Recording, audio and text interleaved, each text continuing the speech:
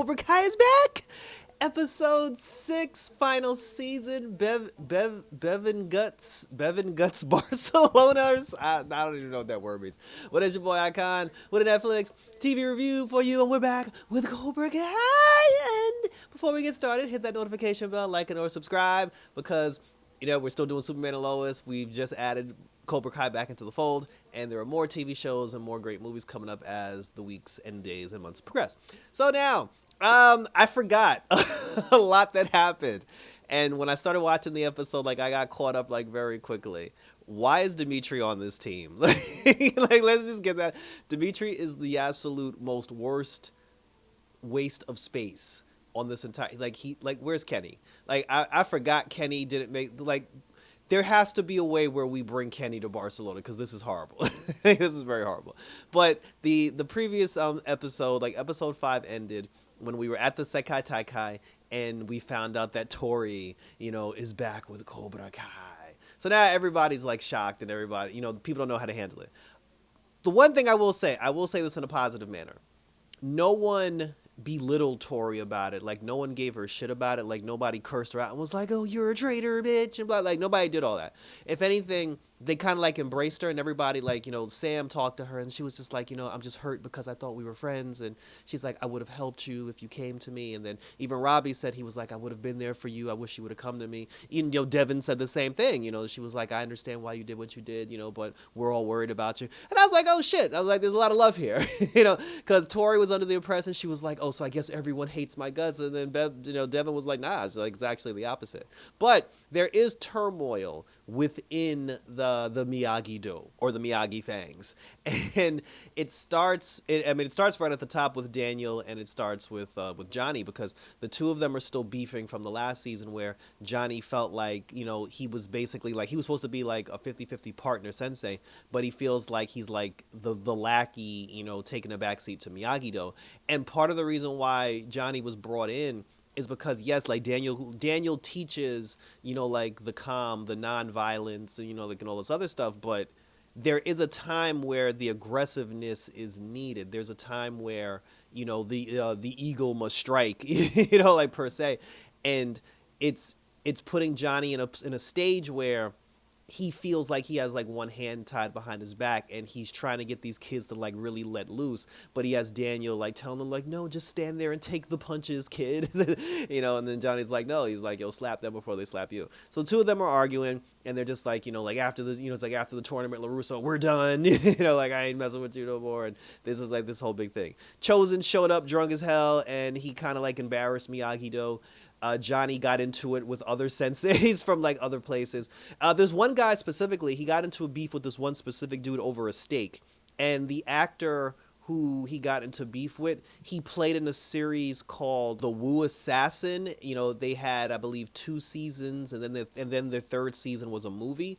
The Wu Assassin was actually really good, so if you guys want to check that out on Netflix, definitely check that out. But Johnny's beefing with the Wu Assassin, with a member of the Wu Assassins, and he's Johnny, he's Johnny Lawrence. What can we say? He picks fights and everything. He gets into people. LaRusso's hot wife, she called via video text, and because Johnny and LaRusso, they're sharing the same room, she was actually very entertained by that whole thing. Daniel, for some reason, instead of actually focusing 100% on the tournament like he's supposed to, he's still caught up in this Mr. Miyagi crap. And I forgot all about that.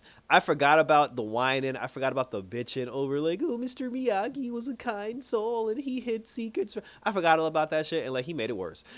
So the headband that Mr. Miyagi, that Daniel found in Mr. Miyagi's treasure chest, he brought it to Spain. He brought it to Barcelona with him, and he was speaking to the members of the Sekai Taikai, and he was just "Do you guys recognize this headband?" And they were like, "Oh, we have not seen this for many years." She's like, "This ancient, maybe 1940s, 1950s." And then one girl was like, "Is this blood?" And then they said that the rules of the Sekai Taikai were a little bit more violent back then. And they asked Daniel, they were like, "Where did you obtain such an artifact?" And he was like, "This used to belong to my sensei, before Miyagi-Do was competitive and everything." So now he wants answers. And then one guy was like, "Well, I can give you the information and the name of a gentleman who might know your Mr. Miyagi." He said the person's name, And I feel like because also the other I forgot the other girl name, the Japanese girl, like the granddaughter that took over for her grandfather, who's still alive for some reason. She chimed in on the headband, and she had a couple of snide like remarks and some comments to make. And when they said the name of the person who might know Mr. Miyagi, who could tell Daniel about the headband, I forgot the name, but I was like, is that her grandfather? Like, is Daniel going to see the granddaughter's grandfather? Maybe Mr. Miyagi fought because the grandfather has to have a purpose in the show at some point, because they weren't like, they told the story of him teaching his granddaughter and then teaching like Sensei Kreese, and then we find out like 30 years later this motherfucker's still alive. And like that has to be for a reason. There has to be a reason why he's still alive and why they brought that up. Maybe we're going to find out that her grandfather fought Mr. Miyagi in the Sekai Taikai back in the 40s or the 50s. And that would actually be cool, and it would give Daniel's whole storyline a purpose here, because I'm really getting annoyed with him, like, you know, going, that's like, bro, like, let it go. So, but, you know, but they said they were going to give him the guy's name and address, and then Daniel's going to go down and look for him and, you know, talk to him and have some conversation. The kids are getting into beef with the Cobra Kai kids, you know, like I forgot the other kid's name, like the wild kid, the one, like, you know, he was the stray, like, you know, he was the standout, and then, you know, but he was also like wild and untamed, and then Kreese reeled him in, and then he ended up beating up everybody and became the leader. I forgot, I think it was like Crow or something, but he's there. Now he's fucking with Miguel, you know, like he's messing with Robbie, he's messing with all the boys, and then he got Robbie to basically challenge him to a kicking match to see who could kick the highest, and they bet a wager, and they said that whoever loses has to give up their room. Robbie foolishly made the bet, and then he lost, and then so now both Robbie, Miguel, Dimitri, and the Hawk, they have to sleep in Sam and in Devin's room, and everybody got mad at Robbie because throughout the entire episode, he's visibly distracted by the fact that Tori is with Cobra Kai. Even like there were moments where he was supposed to do stuff for his team, he lost focus for his team because he was worried about Tori. He's not focused and everybody's upset. And even Miguel, like Miguel's trying to support him, but Miguel's also upset because he's just like, bro, you're not focused. He's like, you're not doing what you got to do. You're not leading us. But there is a small part of Miguel. It's not even just 100% Miguel is just like, yo, I need you to focus. I know you're upset about Tori. Miguel is also semi-tight because he wishes he was the captain. So there is a little bit of envy there as well with Miguel wanting to be captain. And the fact that Robbie's, you know, like not focused and he's not pulling his own weight, that's just like, you know, like fueling the, you know, like the fire that Miguel has inside. And then even a lot of other people said the same thing. They were just like, you know, bro, like you should have been the captain. So we finally get to the first event. Like we get to the first day of the Sekai Taikai events. And, you know, there were other people there, like there were other dojos there. When the fight started, when the actual like violence kicked in, the first event was Protect the Egg. It was a 6-on-6 where they had four teams of 6, and the objective was the four of you have to protect the captains of your team.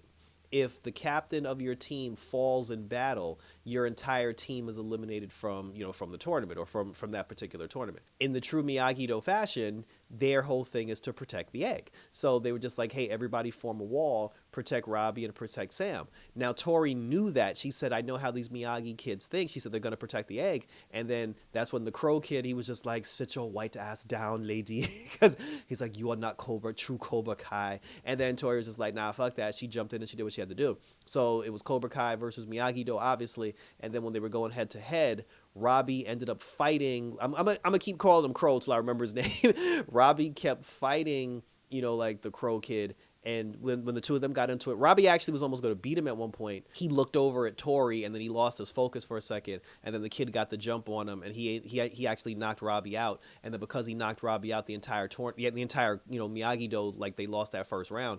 And Miguel got tight because Miguel was actually holding it down, and he was fighting two guys at the same time. And then, you know, all his hard work went to nothing because, you know, like Robbie choked. The interesting thing is a new rivalry has entered the room, like kaboom. So once Cobra Kai took out Miyagi-Do, and Sensei Kreese was like, you know, like all his chest puffed out because him and Johnny, they got into it earlier as well. When it came down to them and another dojo called, I think it was Dragon Fang, or like the Silver Dragon Fang or something, Dragon Fang, when they went up against the Dragon Fang kids bust their ass. Now Cobra Kai is supposed to be the toughest, the strongest, the baddest, you know, like hit hard, hit first, show them no mercy. Them Dragon Fang kids whooped that ass. and they're led by like some little tiny Indian girl. And even then, like there was this and they were so confident because there were 3 Cobra Kai members that were still left standing. The entire Dragon Fang, the Dragon Claw, team, the entire Dragon Claw team, they were, like their entire team was standing.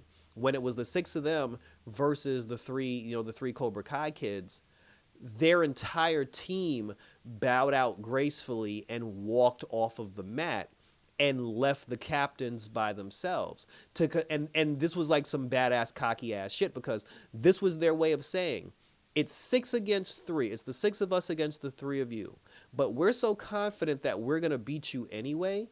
4 of us are going to sit down and we're going to have 2 of our people fight 3 of y'all and we're still going to win.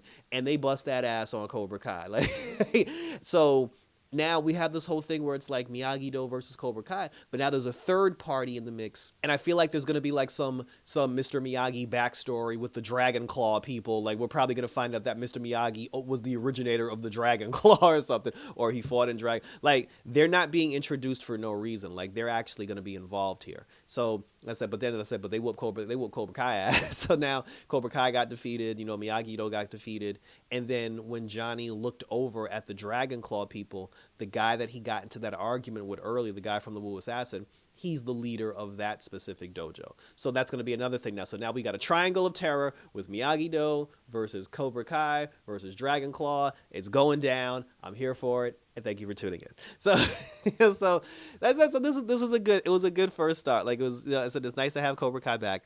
It was a good, like opening to the second part of the season. I said there was a lot of drama in between like all the kids and everything with Tori and everything, but I feel like they handled it very well. There's going to be beef between, like I feel bad for Robbie because Robbie can never catch a break. Like he's always the runner up in every single karate tournament, and now that he has a chance to actually be like the leader, be on top, it's like now he's screwing this whole thing up because he can't focus because of Tori. And then even Tori, because Tori was getting into it with the Japanese lady, and she was like, I don't want you here. She's like, but Sensei Kreese picked your pale ass, and she said, but you will fall in line and lead these people. Like the two of them are just like beefing. And I'm like, why is Chosen here? Chosen walking around drunk as hell. He went to Okinawa. He went to go see his long lost love, and then when he knocked on her door, some young guy answered the door in a bathrobe, and then Chosen got mad, started crying, and walked away like a bitch. And I'm like, dude, like that could have been her son. That could have been her nephew. Like he was just like, oh, she has moved on with young man, and I'm just like, oh Lord.